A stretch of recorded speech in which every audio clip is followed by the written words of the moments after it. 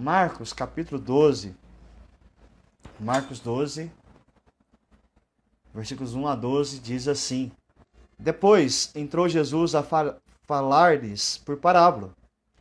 Um homem plantou uma vinha, cercou-a de uma sebe, construiu um lagar, edificou uma torre, arrendou-a a uns lavradores e ausentou-se do país.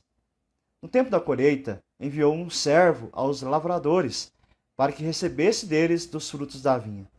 Eles, porém, o agarraram e espancaram e os despacharam vazio. De novo, lhes enviou outro servo, e eles o esbordoaram na cabeça e o insultaram. Ainda outro lhes mandou, e a este mataram. Muitos outros lhes enviou, dos quais espancaram uns e mataram outros. Restava ali ainda seu filho amado. A este lhes enviou, por fim, dizendo: Respeitarão meu filho.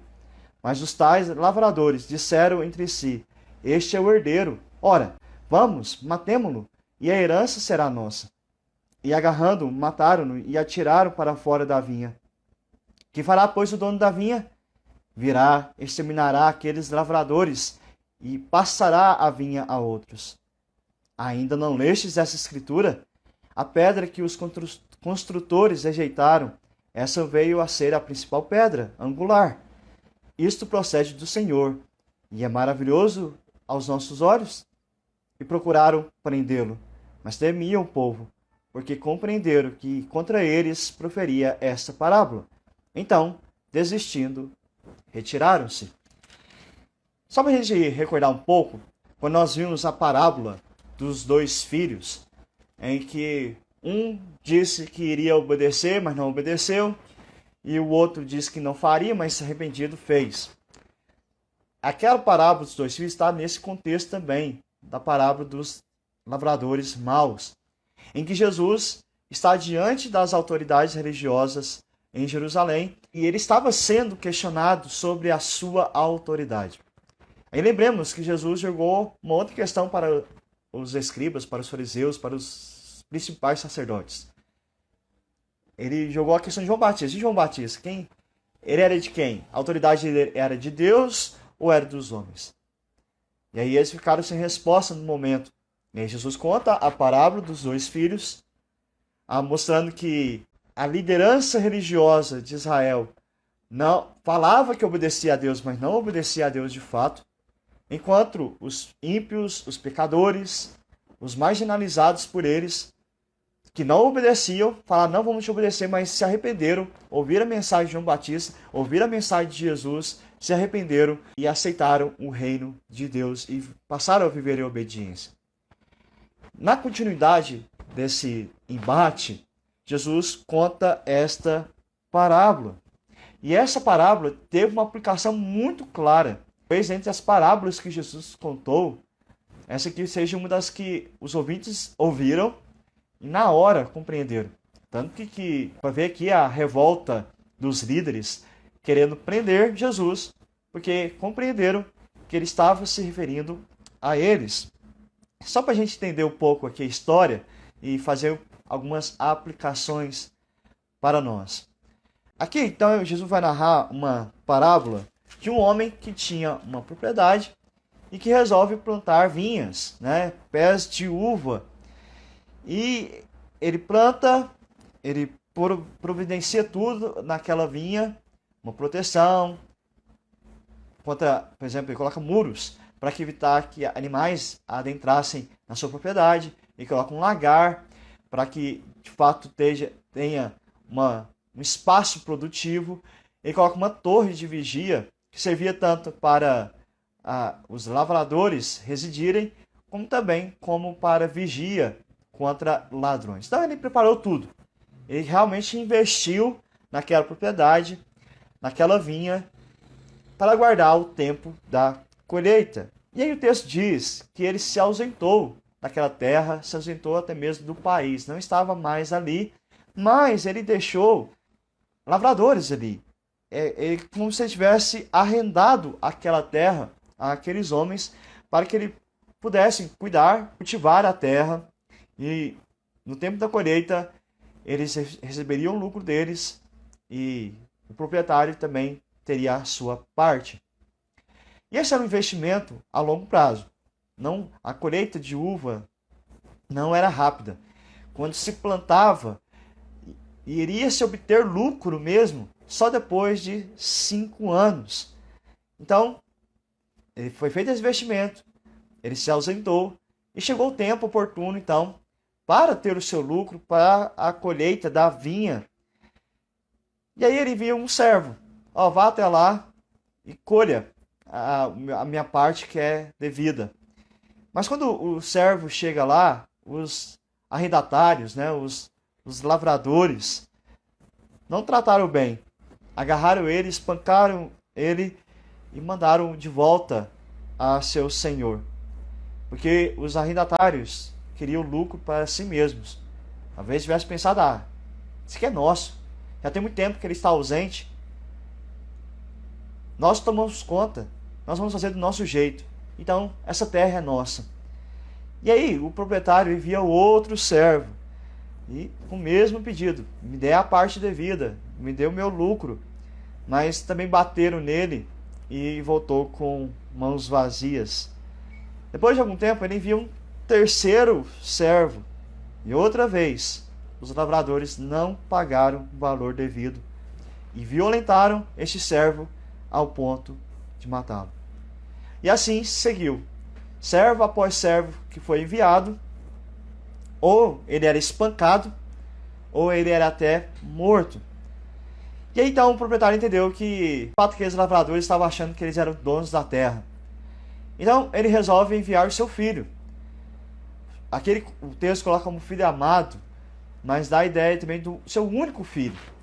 Então ele envia o seu único filho, pois imaginava que aqueles lavradores iriam reconhecê-lo como autoridade. Ele estava ali para, de fato, verdadeiramente representar o pai.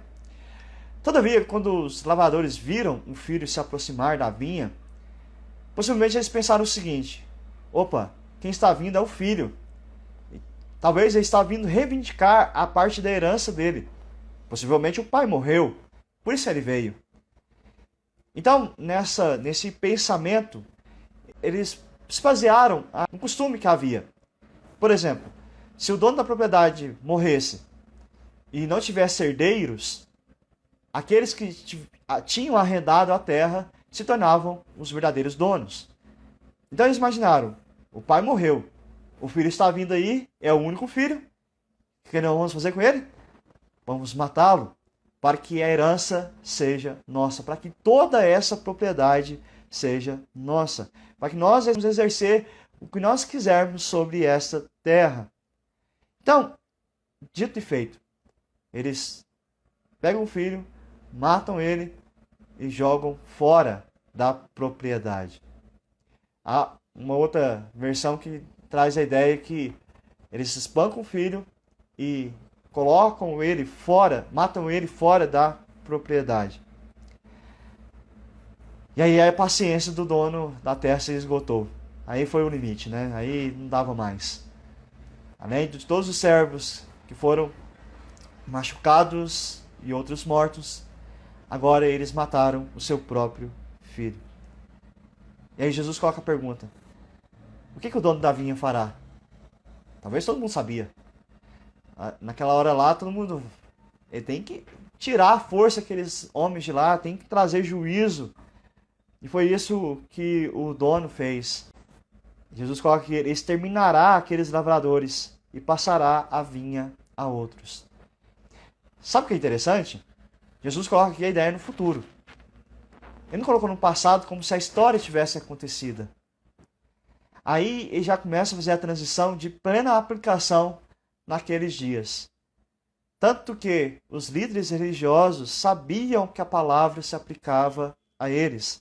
Sabiam que Jesus estava se referindo aos profetas, quando ele diz dos servos que foram enviados para reivindicar algo do seu Senhor, e eles não foram ouvidos. Porque isso aconteceu. Alguns profetas de Deus foram mortos por causa da mensagem que traziam da parte do Senhor. Alguns profetas foram rejeitados. a sua mensagem foi rejeitada. Por exemplo, naqueles dias, o último profeta, João Batista, a liderança religiosa não aceitou a mensagem do reino dos céus, mencionada, pregado por João Batista, e questionaram a autoridade dele. Mas agora, Deus havia enviado seu filho amado. Ele mesmo diz: eis o meu filho amado, em quem me comprazo. E aí, Jesus se coloca nessa posição de filho. Mas antes de encerrar essa parábola, esse discurso, Jesus, no versículo 10 e 11, ele vai recordar do Salmo 118. Lembramos que estávamos nos dias da Páscoa ali. Esse salmo estava sendo cantado nas ruas de Jerusalém. E aí ele diz o seguinte: a pedra que os construtores rejeitaram, essa veio a ser a principal pedra angular. Isso procede do Senhor, e é maravilhoso aos nossos olhos. Jesus agora ele transfere aquela figura dos lavradores maus para os construtores que rejeitaram a pedra principal. A pedra angular era que dava base a qualquer edificação. E aí Jesus está dizendo: olha, assim como os lavradores rejeitaram o filho, os construtores rejeitaram a pedra. E Jesus deixa muito claro que ele era a personificação desta pedra. O que Jesus estava fazendo aqui, nesse momento? É profetizando a sua morte. Essa que é a última semana de vida de Cristo antes da cruz. Ele estava anunciando que a cruz, na verdade, apontava a rejeição do povo à mensagem de Deus. A rejeição do povo, principalmente da liderança religiosa, sobre o arrependimento, sobre a salvação que Jesus veio para trazer. Porque se fecharam no seu próprio entendimento, se acharam dono da religião, se acharam proprietários do povo, da fé do povo. Jesus veio dizer: vocês, na verdade, estão rejeitando o que é da parte de Deus. Jesus foi o Filho amado enviado pelo Pai Celeste. Ele foi o último a vir em nome do Pai Celestial. Essa pedra foi rejeitada pelos homens, mas ela foi exaltada por Deus. Ela veio se tornar a principal pedra. A pedra sobre a qual a igreja é edificada. Sobre a qual o povo de Deus é edificado. O povo de Deus é fundamentado no Filho do Pai amado. Faz parte do povo de Deus aquele que ouve o Filho amado e sabe que ele é a autoridade. E aí, os líderes religiosos, se você olhar no Salmo lá, essa pedra, ela esmagaria aqueles que o rejeitaram. E é isso que Jesus está falando. Os líderes religiosos seriam esmagados pelo Filho que tinham rejeitado. Aqueles que negam a autoridade de Cristo. Aqueles que rejeitam a mensagem de Cristo, a obra de Cristo. Haverá o dia em que eles irão ser esmagados pelo poder de Cristo Jesus. E esse esmagado é sofrer o juízo de Cristo. Quem rejeita o Filho, então, receberá o castigo, com toda certeza. Como Jesus deixa muito claro nessa parábola. Mas quem recebe o Filho permanecerá para sempre. Então essa parábola se aplica a nós dessa maneira. Não tratemos a religião como se fosse uma propriedade nossa e vamos fazer dela o que nós quisermos. Vamos interpretar as Escrituras do jeito que nós quisermos. Assim que funciona. A palavra de Deus é autoridade. A palavra de Deus é autoridade em Cristo Jesus. Ele é a expressão exata do ser de Deus. Os profetas, as histórias, as parábolas, o Evangelho, as cartas, o Apocalipse, tudo aponta para Cristo Jesus. Aponta para o Filho, a principal pedra. E nós precisamos crer e não rejeitar Cristo Jesus. Que você possa ser um ou uma que tem Cristo como Filho amado de Deus e como a pedra principal sobre a qual a sua vida é edificada. Amém? Fique na paz e até mais.